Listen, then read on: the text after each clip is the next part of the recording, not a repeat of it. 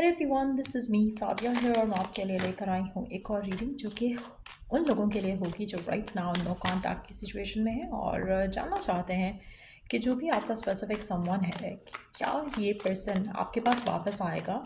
No contact में है currently, लेकिन क्या ये पर्सन आपके पास वापस आएगा या फिर आप दोनों के दरम्यान में सब कुछ ख़त्म हो चुका है। Let's find out.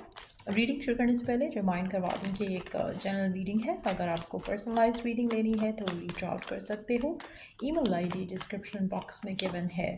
सो क्या ये पर्सन आपके पास वापस आएगा या फिर आप दोनों के दरम्यान में जो भी था वो सब कुछ ख़त्म हो चुका है फॉर एवर।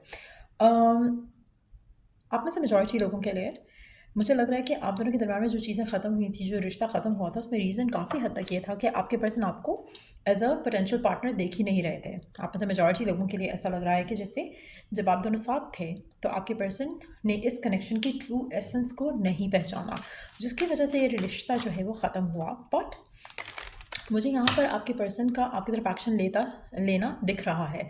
यहाँ पर ऐसा लग रहा है कि जैसे ये पर्सन अब आपको डिफरेंट पर्सपेक्टिव से देखने लगे हैं और देखेंगे आने वाले टाइम में। आप में से कुछ लोगों के लिए 7वां महीना काफ़ी सिग्निफिकेंट है, यानी कि मंथ ऑफ जुलाई काफ़ी सिग्निफिकेंट है, जहाँ पर आपके पर्सन आपकी तरफ कोई एक्शन लेंगे।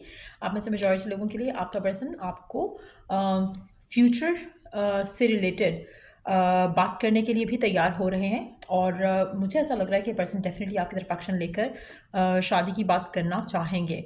आप में से काफ़ी सारे लोगों के लिए मुझे नहीं लग रहा था कि मुझे नहीं लगता कि पहले इन्होंने कभी आपके बारे में इस पर्सपेक्टिव से सोचा, इस पर्सपेक्टिव से देखा आपको, जहाँ पर वो आपसे शादी करना चाहें, अपना घर बसाना चाहें। उनको नहीं लगा कि आप उस लेवल पर हो इनकी नज़र से जहाँ पर ये आपके साथ शादी करना प्रेफर करें। लेकिन समहाउ हो सकता है कि now when they have checked out the options तो उनको लग रहा है कि नहीं, you are the better choice. तो कहीं ना कहीं कोई ऐसी चीज़ हुई है उनकी ज़िंदगी में जो कि इनको आपके पास लेकर आएगी। अगर ऐसा नहीं हुआ तो आने वाले टाइम में होगा, यानी कि जो मंथ ऑफ जुलाई है उसमें ये पर्सन आपकी तरफ एक्शन ज़रूर लेगा। और रीज़न उसका यही रहेगा कि शायद इसकी लाइफ में कोई ऐसा पर्सन रहा जिसकी वजह से इसको रियलाइज़ हुआ आपकी वर्थ और आपकी वैल्यू क्या है इस इंसान की लाइफ में। तो ये चीज़ जो है वो आप चेंज जो है आपके पार्टनर में आते देखोगे। और रीज़न इसका ये रहा होगा कि इसने किसी और से या तो कनेक्शन चलाने की कोशिश की, वहाँ पर इससे डिसअपॉइंटमेंट हुई, या फिर इसको उस तरह का प्यार नहीं मिला जैसा वो चाह रहा था कि उसको शायद मिल जाएगा, which is going to make this person आपकी तरफ वापस एक्शन लेगा आपकी तरफ और जो है रिलेशनशिप को रिवाइव करने की कोशिश करेगा और आगे ले जाने की कोशिश करेगा।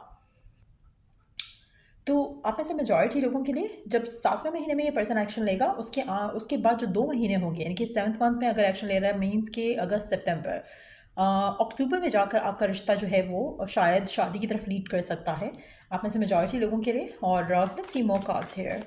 क्या ये पर्सन आपके पास वापस आएगा, और अगर आएगा तो क्या ये कनेक्शन लास्ट करेगा, हाँ या ना। अच्छा, मेजॉरिटी लोगों के लिए मुझे ये रिश्ता आगे जाता हुआ दिख रहा है। मेजॉरिटी लोगों के लिए, इवन तो कि ये जनरल रीडिंग है, लेकिन मेजॉरिटी लोगों के लिए रिश्ता आगे जाएगा, शादी की तरफ लीड करेगा। पर्सन कमिटमेंट के साथ आपके पास वापस आना चाहेगा। आप में से काफ़ी सारे लोगों के लिए आप राइट ना अगर पॉसिबिलिटीज़ आपको दिख नहीं रही हैं सिचुएशन को पैन आउट होने की, लेकिन स्टिल आपको रिश्ता आगे चलता दिखेगा। अगैन जुलाई का महीना सिग्निफिकेंट होगा, जहाँ पर कम्युनिकेशन होगी, जहाँ पर बातचीत होगी, जहाँ पर ये पर्सन अपनी इंटेंशन का इजहार करेगा। और उसके बाद जो है मुझे ऐसा लग रहा है कि आप शायद टाइम लोगे to think through things and then you are gonna take things forward. So definitely आप दोनों का रिलेशनशिप जो है वो रिवाइव होगा, आप दोनों का रिकन्सिलिएशन होगा, पर्सन आपकी तरफ एक्शन लेगा। बट येस, आपको जुलाई तक के महीने का टाइम का जो है इंतज़ार करना पड़ेगा। इवन दो कि जनरल रीडिंग है, लेकिन एनर्जीज आर वेरी क्लियर यहाँ पर। इसको आपके प्यार का जो एहसास है वो आपकी खो जाने के बाद शायद ज़्यादा होगा।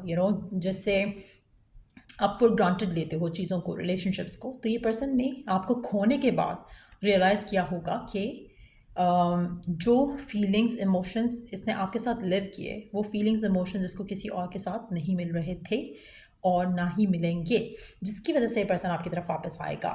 सो या ये रीडिंग आप लोगों की, अगर आपको इस रीडिंग से हेल्प मिला है, गाइडेंस मिला है, तो लाइक शेयर सब्सक्राइब जरूर करो। To like to the next read आप लोगों के लिए। Take care and bye.